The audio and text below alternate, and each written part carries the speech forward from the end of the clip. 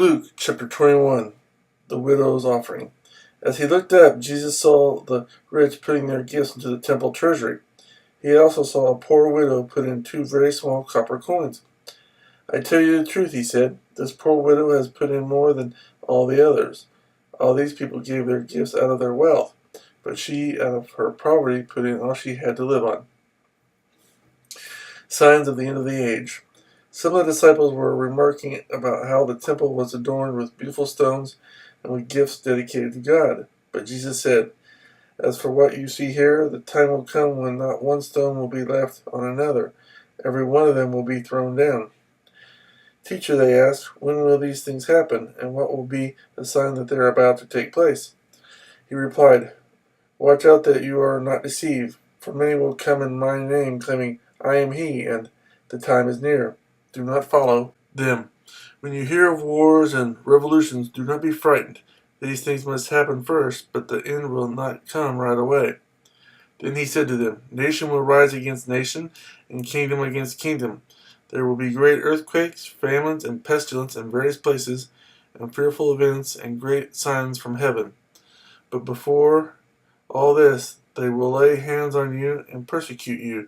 They will deliver you to synagogues and prisons, and you will be brought before kings and governors, and all account on my name. This will result in your being witness to them. But make up your mind not to worry beforehand how you will defend yourselves. For I will give you words and wisdom that none of your adversaries will be able to resist or contradict. You will be betrayed even by parents, brothers, relatives, and friends, and they will put some of you to death. All men will hate you because of me, but not a hair of your head will perish. By standing firm, you will gain life. When you see Jerusalem being surrounded by armies, you will know that its desolation is near. Then let those who are in Judea flee to the mountains. Let those in the cities get out, and let those in the country not enter the city.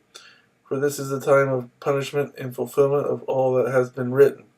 How dreadful it will be in those days for pregnant women and nursing mothers.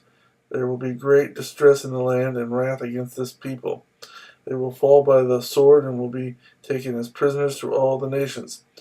Jerusalem will be trampled on by the Gentiles until the times of the Gentiles are fulfilled.